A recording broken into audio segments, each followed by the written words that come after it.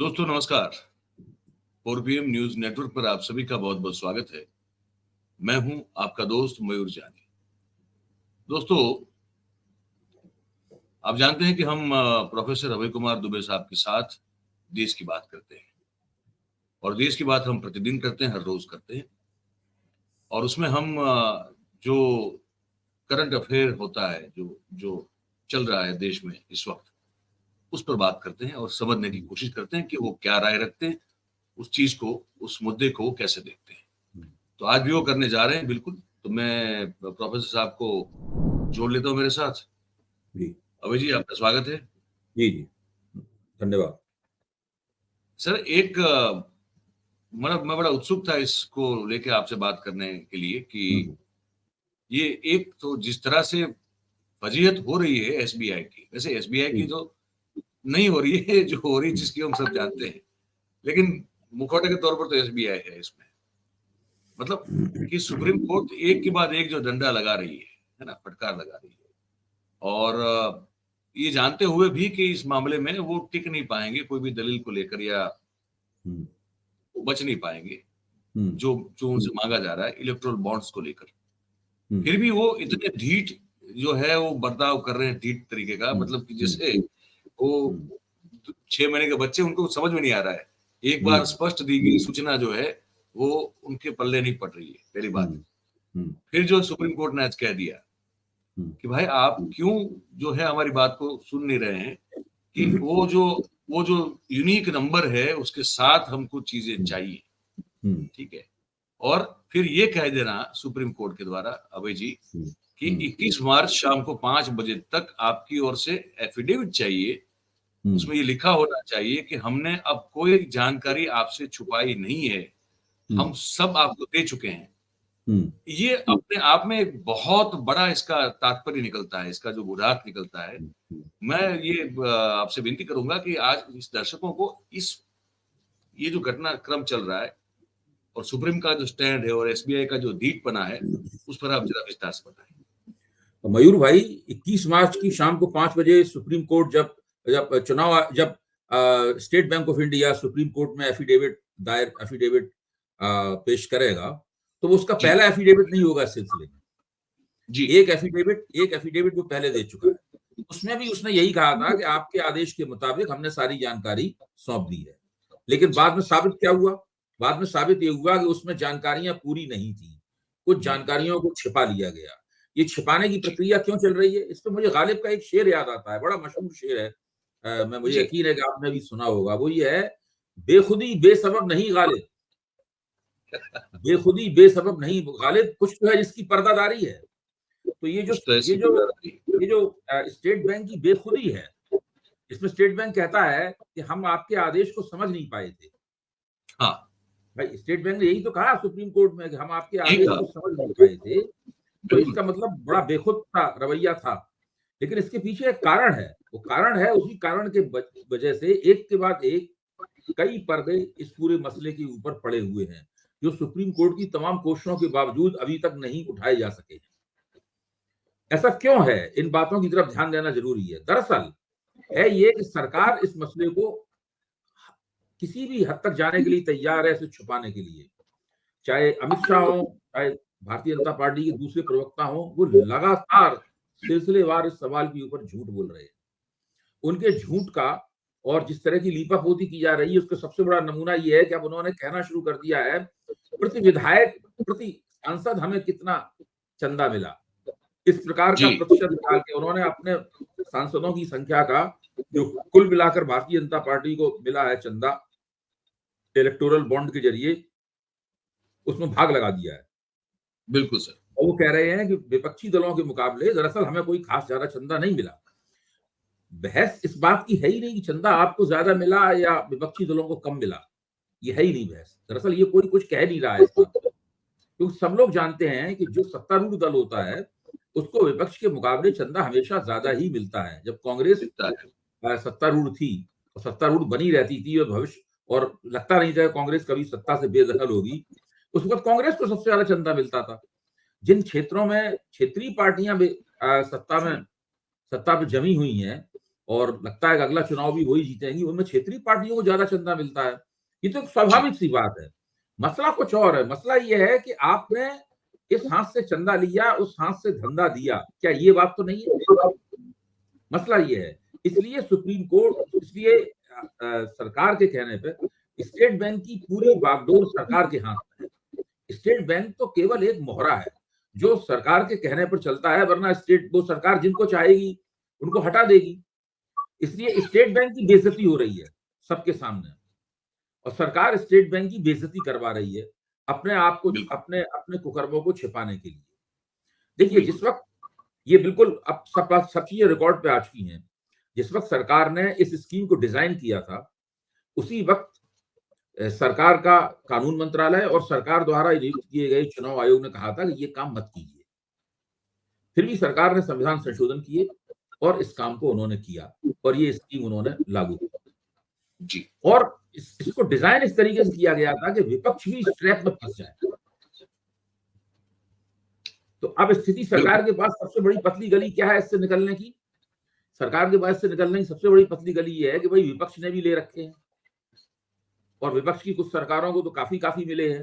जैसे आज ही खबर आई है कि जो लॉटरी का धंधा करने वाली कंपनी थी, फ्यूचर गेमिंग, उसने अभी 500 करोड़ से ज्यादा उसने डीएम को, द्रविड़ मुनेत्र कड़गम को दिए हैं, जो तमिलनाडु की सत्तारूढ़ पार्टी है। तो मुझे तो ये लगता है कि चूंकि विपक्ष ने शुरू से ही इस मसले की निंदा करने के बावजूद, इस स्कीम पे आपत्ति करने के बावजूद अपने आप को नैतिक रवैया अपनाकर इस स्कीम से दूर नहीं रखा, केवल दो पार्टियों ने दूर रखा, भारत की कम्युनिस्ट पार्टी मार्क्सवादी और भारत की कम्युनिस्ट पार्टी ने, सीपीआई ने और सीपीएम ने। उन्होंने चंदा नहीं दिया, बाकी जिस पार्टी को चंदा मिला उसने चंदा लिया और उन बॉन्ड्स को जाके उसने भराया भी। इस पूरे चक्कर में क्या हुआ कि भारतीय जनता पार्टी, जिसने पूरी स्कीम अपने हित के लिए डिजाइन में की थी, विपक्ष के लिए उसने केवल एक ट्रैप खोला था, वो इससे अभी फिलहाल बचते हुए नजर आती है और ऐसा लगता नहीं है कि ये कोई बड़ा चुनावी मुद्दा बन पाएगा। जबकि जिस स्तर का ये राजनीतिक भ्रष्टाचार है उसमें ऐसे चुनावी मुद्दा बनना ही चाहिए था। अब मैं आऊंगा इसी मसले के एक दूसरे पक्ष की तरफ, जिसकी तरफ हम लोगों का ध्यान नहीं है। वो ये है कि आपको याद होगा कि जब 2019 का लोकसभा चुनाव खत्म हो गया था, उस वक्त centre for the media studies ने एक आंकड़ा रखा था हम लोगों के सामने, और वो आंकड़ा था $8 अरब का। Centre for media study, CMS का कहना यह था कि 2019 के लोकसभा चुनाव में $8 अरब यानी 55,000 करोड़ रुपए, भारतीय रुपए खर्च हुए हैं। और हम अभी जिस रकम पर विचार कर रहे हैं, जो इलेक्टोरल बॉन्ड्स के जरिए हम लोगों के सामने आई है, वो रकम ज्यादा से ज्यादा 11,000 करोड़ की है, 12,000 करोड़ के आसपास। हाँ, इसका मतलब है 43,000 करोड़ रुपया। उसके ऊपर तो हम गौर ही नहीं कर रहे हैं। हाँ, वो कहां से आए? हाँ, किसने दिए? वो कहां गया है? अब आप देखिए, जो इन कंपनी सूची हम लोगों के सामने आई है, उनमें कहीं भी अडानी और अंबानी के नाम नहीं है, कहीं भी नहीं है। नाम होंगे, इनके नाम है ही नहीं। इससे आप अंदाज, इसका मतलब ये नहीं कि उन्होंने पैसा नहीं दिया। क्या इससे ये निर्णय निकाल सकते हैं कि इन्होंने पैसा नहीं दिया? ये जो बार बार सरकार की तरफ से बात आ रही है कि भाई पहले पैसा बोरियों भर के आता था, अब तो हम चेक से लेते हैं, हम इलेक्टोरल बॉन्ड के जरिए लिया है, हमारी स्कीम तो पहले की स्कीम से अच्छी थी। सरकार ये बिल्कुल नहीं बता रही है कि ये जो चेक से आने वाला पैसे वाली बात है, बैंक के जरिए आने वाले पैसे की बात है, ये भी राजनीतिक भ्रष्टाचार है, क्योंकि इसके बदले आपने धंधे दिए हैं, इसके बदले आपने इन सरकारी एजेंसियों का इस्तेमाल करके आपने धन की उगाही की है। लेकिन आप ये नहीं बता रहे हैं कि बाकी 44-44 हजार करोड़ रुपया कहां से आएगा, कहां से आया है। बिल्कुल, ये एक बहुत महत्वपूर्ण बात है। देखिए, इससे आपको बाबा नागार्जुन की पंक्तियां याद होगी, इसमें उन्होंने कहा था, कागज का रुपया हंसता है मत पत्रों की खींचतान में, गुंडागर्दी महायान है प्रजातंत्र के हीन यान में, और देवी तुम तो काले धन की बैसाखी पर खड़ी हुई हो। ये उन्होंने इंदिरा गांधी के लिए लिखा था। इसमें से देवी हटा दीजिए और इसमें देवता लिख दीजिए। ऐसे भी नरेंद्र मोदी विष्णु भगवान के अवतार हैं, तो देवता से लिखा जा सकता है। सवाल यह है कि हमारी जो चुनावी व्यवस्था है वो राजनीतिक भ्रष्टाचार में आकंठ डूबी हुई है, उसी दलदल में धंसती जा रही है। 1990 के दशक के मध्य में जितना पैसा खर्च होता था, 2019 तक आते आते उसका 8 गुना खर्चा होने लगा। और मुझे पक्का यकीन है कि 2024 के चुनाव में ये खर्चा और भी बढ़ जाएगा। कम से कम ये 10 गुना या 11 गुना या 12 गुना खर्चा हो जाएगा। और अभी भी ना चुनाव आयोग ने कोई कोशिश की है, ना सरकार ने कोई कोशिश की है कि आखिरकार इस परिस्थिति को बिगड़ने से और रोका कैसे जाए। जब तक धनबल का ये असर चुनाव प्रणाली पे बना रहेगा, उस वक़्त तक भी ऐसी रहेगी कि इसकी निंदा करने वाले लोगों को भी इसके अंदर हाथ अपने रखने पड़ेंगे। भई विपक्षी दल क्यों इस ट्रैप में फँस गए? भई ऐसा क्यों है कि सरकार कि कांग्रेस भी करीब 1600 करोड़ रुपए उसको मिला, तृणमूल कांग्रेस को भी मिला, द्रविड़ मुनेत्र कड़गम को भी मिला, बीजू जनता दल को भी मिला, भाजपा को बहुत ज्यादा मिला, भाजपा को 7,000 करोड़ रुपए के आसपास मिला, इन लोगों को भी मिला। हाँ, ये लोग इस स्कीम की निंदा करते हुए उसमें क्यों फंस गए? ये इसलिए उसके अंदर फंस गए क्योंकि इसके अलावा और कोई चारा ही नहीं था। आप कुछ कह रहे थे? हाँ, मैं ये कह रहा था अभय जी कि जैसे टीएमसी ने खास मांग की कि भई हमको अगर कहा जा रहा है कि इतना पैसा मिला है तो सबके यूनिक नंबर हमको दिए जाए। मतलब वो जोड़ करना चाहते हैं, वो मेल करना चाहते हैं कि जो हमारे को हमको बताया जा रहा है कि उतना पैसा हमको मिला है कि नहीं मिला है। इसका हुँ। मतलब क्या ये समझा जाए? कुछ 2-3 और पार्टीज़ जो हैं वो भी माँग रही हैं। भई हम ये चेक करना देखिए, चाहते हैं कि आप हमारे नाम इसमें पे बताया बीजेपी के रवैये को देखिए। बहुत सी कई विपक्षी दलों ने चुनाव आयोग को बता दिया है कि हमें कितना-कितना पैसा मिला और किस-किस कंपनी ने दिया। अखबार में उनकी सूची आ गई है। इस सूची में कहीं ठीक, भारतीय जनता पार्टी का नाम आप नहीं देखेंगे। वो एक ही नहीं है भाजपा बस।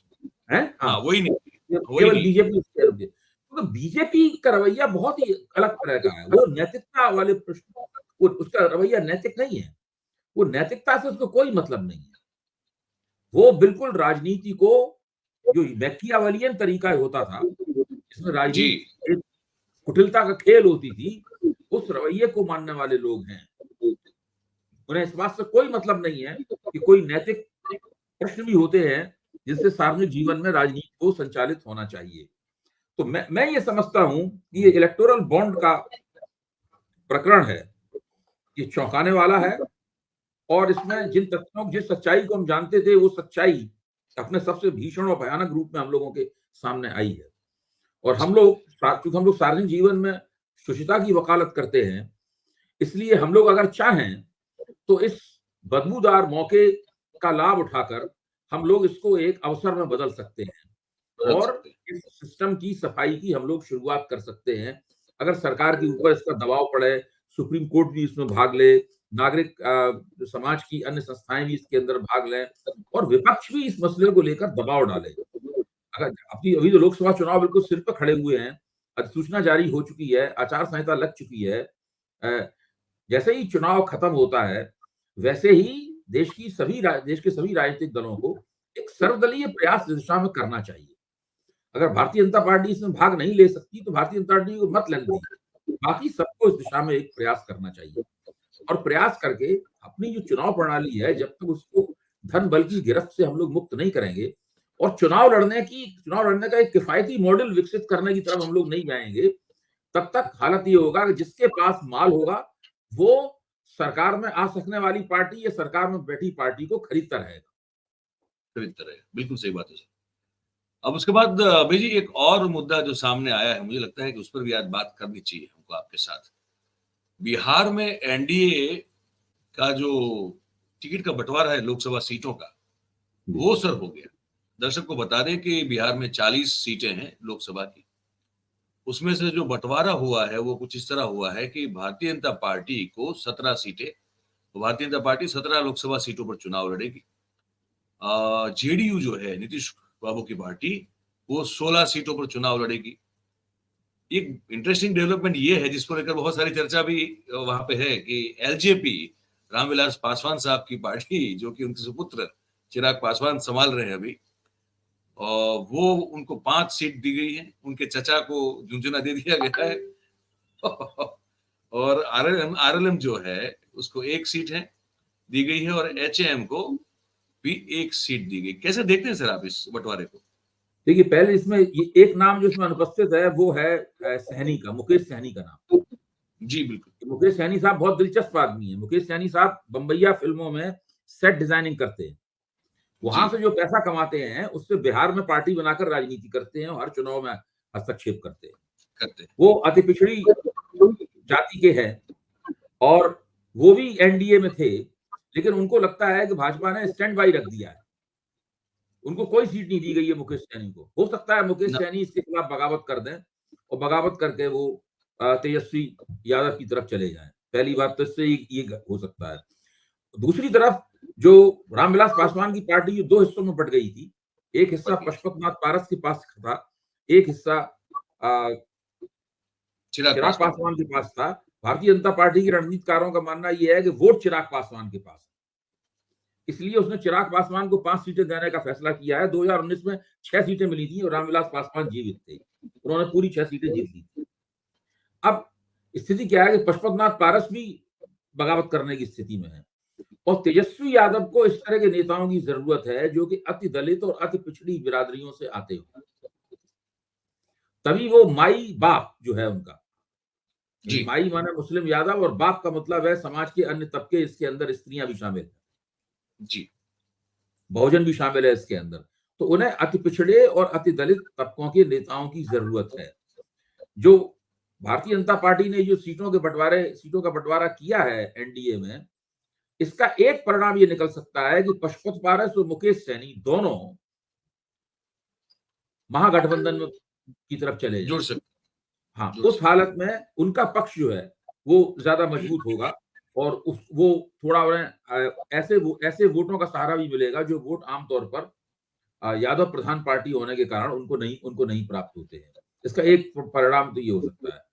दूसरा परिणाम और भी है जो कि एनडीए के लिए थोड़ा घातक निकल सकता है, मैं इसको और भी ज्यादा घातक मानता हूं।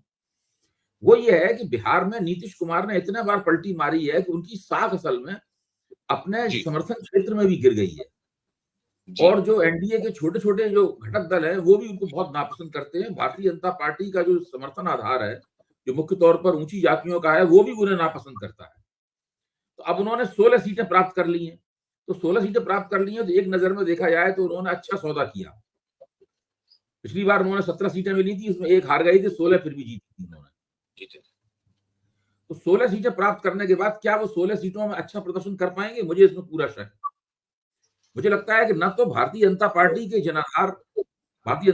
जनाधार उन्हें उस तरीके पहले की तरह उत्साह से वोट करेगा। रामविलास पासवान की पार्टी का जनाधार तो निश्चित रूप से उनको वोट नहीं करेगा, मैं इस बात की गारंटी ले सकता हूं। और जीतन राम मांझी भी उन्हें नापसंद करते हैं, उनका जनाधार भी उन्हें वोट नहीं करेगा। और उपेंद्र कुशवाहा भी उन्हें नापसंद करते हैं, उनका जनाधार भी उनको वोट नहीं करेगा। तो मुझे लगता है कि एनडीए को अगर कहीं बहुत बड़ा नुकसान हो सकता है तो वो नीतीश कुमार के उम्मीदवारों के हारने को एक बड़ा नुकसान हो सकता है। गठबंधन के अंदर जो वोटों का इंटरनल ट्रांसफर है, उसके ऊपर एक बहुत बड़ा सवालिया निशान लगा हुआ है। क्या नरेंद्र मोदी के प्रभाव में या भारतीय जनता पार्टी के प्रभाव में ये वोटों का ट्रांसफर उसी तरीके से स्मूथली होगा, उसी तरीके से होगा सहजता पूर्वक, जिस तरीके से 2019 में हुआ था? इसकी कोई गारंटी नहीं की जा सकती। और नीतीश कुमार की अपनी जो कुटिलता है, उनकी जो चालाकियां हैं, उनके वो जो उन, उन, उन, उनके जो बिल्कुल अविश्वसनीयता है उनकी, वो इतनी ज्यादा उसने उन्हें इतना ज्यादा बदनाम कर दिया है कि अब कोई भी उनके ऊपर भरोसा करने को तैयार नहीं है। दरअसल मनी मन सब ये बनाते हैं जितनी जल्दी जल्दी इनकी राजनीति का अंत हो उतना अच्छा है। और इस बार मुझे लगता है कि एनडीए के घटक दल ही नीतीश कुमार की राजनीति को अंत की तरफ धकेलेंगे। बात बड़ी मतलब अगर दर्शक, मैं तो कहूंगा कि इसको ठीक से समझिएगा, क्योंकि ये स्थिति नीतीश कुमार की होती हुई दिखाई दे रही है। ये बात सच है। आखिर में दो छोटी बातें मैं उस पर आपसे कुछ समझना चाहता हूं दर्शकों के लिए। कल प्रधानमंत्री जी जो है वो कर्नाटक में थे, है ना, शिवमोगा में। तो मैं उनका वो भाषण देख रहा था और एक जो प्राइवेट मीडिया जो एक है बहुत बड़ा ग्रुप जिसमें वो गए थे उसके कॉन्क्लेव में, उनका उस समय का भाषण भी मैंने पूरा सुना।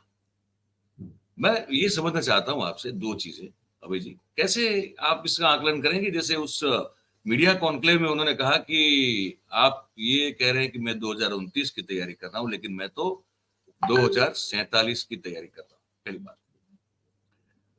तब अगर वो तब जीवित रहे तो 100 साल के हो जाएंगे। पहली बात। दूसरी बात कि शिवमोगा में उन्होंने कहा कि जो राहुल गांधी ने जो शब्द का प्रयोग किया था कि हम इस शक्तियों के खिलाफ लड़ रहे हैं, मेरे ख्याल से शायद इनका प्रॉब्लम ये हुआ कल कि we are fighting against such powers की जगह सीधा सा ट्रांसलेशन हो गया शक्ति। अगर वो उसके आगे कोई विशेषण लगा देते तो कुछ अलग बात हो जाती। फिर उसका फिर जो ट्विस्ट करके मोदी साहब ने अद्भुत अंग भंगिमा से लेके आरोह अवरोह के सुरों के साथ जो उन्होंने अभिनय की चरम सीमा दिखाई कल उनके भाषण में, इसको भुनाने को लेकर, ट्विस्ट करने को लेकर, ये अगर आप दोनों चीजें आपने देखी होंगी, कैसे आप इसको देखते हैं आप? देखिए, उस मीडिया कॉन्क्लेव में नरेंद्र मोदी ने जो कहा है, मैं उसका मतलब ये निकालता हूं कि वो राष्ट्रीय स्वयंसेवक संघ का और हिंदुत्ववादी राजनीति का जो दूरगामी प्रोजेक्ट है, वो उसकी चर्चा कर रहे थे। वो अपने आप को वहां पर एक रूपक की तरह पेश करते हैं, एक मेटाफर की तरह पेश करते हैं। जी, जी। और वो कहते हैं कि भाई ये जो हम एक प्रोजेक्ट, हम सत्ता में नहीं है केवल, हम देश को और लोकतंत्र को अपनी विचारधारा और अपनी योजनाओं के मुताबिक बदलने की एक परियोजना चला रहे हैं। और ये परियोजना में हमारा लक्ष्य ये है कि हम 2047 तक इस देश को पूरी तरीके से बदल देंगे। जैसा हम चाहते हैं इस देश और समाज को हम बना देंगे। हम उस परियोजना के लिए काम कर रहे हैं। एक नरेंद्र मोदी चला जाएगा, दूसरा नरेंद्र मोदी आएगा। इसका नाम कुछ और होगा, शक्ल कुछ और होगी, लेकिन वो ये सब लोग क्रमवार इसी परियोजना पे काम करने वाले, इसी के वाहक हैं, इसी परियोजना के वाहक हैं। और ये परियोजना क्या है मेरी निगाह में, अगर आप मुझसे पूछना अगर ये परियोजना क्या है, ये परियोजना केवल मुसलमान विरोधी नहीं है, अल्पसंख्यक विरोधी नहीं है। ये परियोजना, ये तो इस परियोजना का एक छोटा हिस्सा है। अपने प्रभाव क्षेत्र में वो मुसलमानों के वोटों की प्रभावकारिता को पहले ही शून्य कर चुके हैं। गुजरात में मुसलमान किसी को भी वोट देते रहे, वो चुनाव के नतीजों को प्रभावित नहीं करते। उत्तर प्रदेश में मुसलमान किसी को भी वोट देते रहे, वो किसी के चुनाव नतीजों को प्रभावित नहीं करते। देश के बड़े हिस्से में उन्होंने ऐसा कर दिया है जहां जहां उनका रुतबा है राजनीति के ऊपर। उनकी परियोजना, मैंने इसमें कुछ एकेडमिक काम भी किया है, उनकी परियोजना है वो एक आज्ञापालक समाज बनाना चाहते हैं, वो एक ओबीडियंट सोसाइटी बनाना चाहते हैं, ताबेदार समाज बनाना चाहते हैं। एक ऐसा समाज बनाना चाहते हैं जो सत्ताधारियों के आदेश को माने, सिर झुकाकर अपनी रोजमर्रा की जिंदगी में व्यस्त रहे, 5 साल में एक बार वोट दे आए और विरोध की, प्रतिरोध की आवाज न उठाए, सरकार के दिए हुए आंकड़ों की ओर शक न करे, सरकार द्वारा दी उसका काम सरकार योजनाएं बनाए, लक्ष्य निर्धारित करे, बाकी लोगों का काम उसे पूरा करना हो। तो एक तो सरकार की ब्यूरोक्रेसी है, सीधे सरकार की तनख्वाह पे चलती है, वो तो सरकार के का प्यादा है ही। वो देश की आम जनता को, मैं ही समझता हूँ राष्ट्रीय स्वयंसेवक संघ की प्रयोगशाला मुसलमान नहीं है, राष्ट्रीय स्वयंसेवक प्रयोगशाला हिंदू समाज है। हिंदू समाज को एक ताबेदार समाज बनाने में लगे हुए हैं। इसके लिए वो 2047 तक का लक्ष्य नरेंद्र मोदी ने निर्धारित किया है और वो ये मानते हैं। मैं तो ये मानता हूं कि ये 2024 में अगर ये चुन गए तो 2029 तक ही काफी कुछ अपने प्रोजेक्ट को पूरा कर देंगे। तो थोड़ा मोड़ा कुछ बचेगा वो 2029 से लेके बाद के वर्षों में वो होगा। तो ये इस काम में लगे हुए हैं। जहां तक राहुल गांधी के भाषण पे, शक्ति वाले सवाल पे, वो मैं शक्ति का आराधक हूं, ये शक्ति के विनाशक हैं, ये जो बात कही गई है, इसके बारे में मेरा कहना है कि राहुल गांधी ने अपने भाषण में एक बात कही थी कि हिंदू धर्म में एक शब्द है शक्ति। राहुल गांधी का वाक्य था। तो जैसे ही उन्होंने उसको हिंदू धर्म से जोड़ा, वैसे ही नरेंद्र मोदी को उसको ले उड़ने का मौका मिल गया। मुझे लगता है कि इसमें हिंदू धर्म को लाने की बजाय, अगर जैसे हम लोग अपनी बातों में कहते हैं कि इस खास तरह की शक्तियां इस वक्त भारत के लोकतंत्र पर काबिज हो गई हैं, जो इस लोकतंत्र को अपने तरीके से ढाल रही हैं, नुकसान पहुंचा रही हैं। लोकतंत्र की जो एक अंतर्निहित उदारता होती है, एक जो सर्वसमावेशी रवैया होता है लोकतंत्र का, ये धीरे धीरे करके खत्म होता जा रहा है। जैसे कि नरेंद्र मोदी की आदत है कि विपक्षियों की कोई भी जरा सी गलती होती है, उसको वो ले उड़ते हैं और फिर वो उसी के इर्द गिर्द अपना बनाते हैं। क्योंकि उनका मीडिया पे दबदबा है, तो उनकी गलतियों को तो हाईलाइट किया नहीं जाता। नहीं, उनकी गलतियां हैं, उनको हाईलाइट किया नहीं जाता। विपक्ष उनका लाभ उठा नहीं पाता अपनी कमजोरियों के कारण, तो वो एक तरफा ही ये सब काम करते हैं। तो मैं इसको इस तरीके से देखता हूं। मेरा मानना यह है कि हमारे जो भारतीय जनता पार्टी के आलोचक हैं, जो उसमें कुछ अपने आप को सेकुलर कहते हैं, कुछ अपने आप को सामाजिक न्यायवादी कहते हैं, अलग-अलग आत्म परिभाषाएँ हैं उनकी।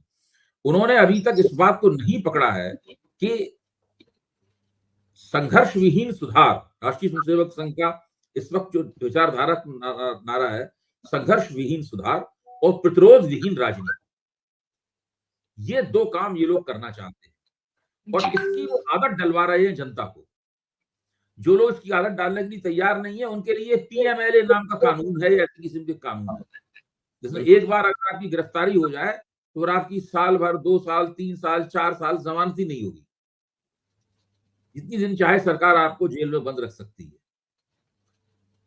पहले तो पीएमएलए कानून ऐसा नहीं था, उसके अंदर उन्होंने एक प्रावधान जोड़ दिया था, जिसमें जो जिसके ऊपर आरोप लगाया गया है, उसको तब तक दोषी माना जाएगा जब तक अपने आप को निर्दोष न साबित कर दे। जबकि कानून का बुनियादी सिद्धांत ये है कि आपको तभी दोषी माना जाएगा जब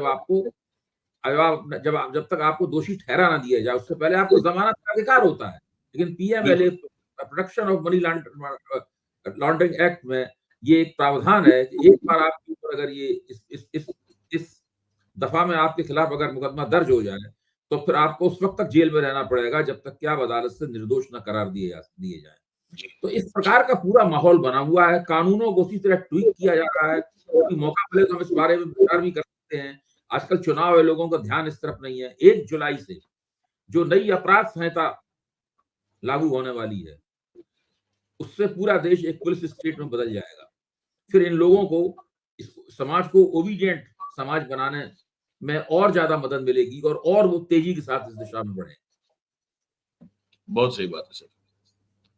सर बहुत बहुत धन्यवाद। आज हमने कुछ 2-3 मुद्दों पर जो है ठीक से एकदम खुल के बात की थी और आपने जो अपना आकलन था वो हमारे दर्शकों के समक्ष रखा। ऐसे ही बात करते रहेंगे सर आपसे रोज, और दर्शकों से अभी ये उम्मीद है कि वो जो बातचीत सुनते हैं तो उसको लेकर अपनी जो राय सोच है वो लिख के जरूर से हमको बताया करें। जरूर। अभी जी बहुत बहुत धन्यवाद, फिर मिलते हैं आपसे। Thank you very much sir. Thank you. तो दोस्तों ये बातचीत जैसे मैंने कहा कैसी लगी आपको, उस पर आप जरूर से अपनी राय लिख के बताइए हमको। बात अगर आपको हमारी पसंद आ रही हो तो फिर इस वीडियो को आप लाइक करें, इसकी लिंक को आप हो सके उतना शेयर करें, और हमारा जो चैनल है 4PM उसको आप सब्सक्राइब करें और अपने आसपास के लोगों से करवाएं। बहुत बहुत धन्यवाद करेंगे आप सभी का जो इस कार्यक्रम में हमारे साथ जुड़े। Thank you very much. नमस्कार।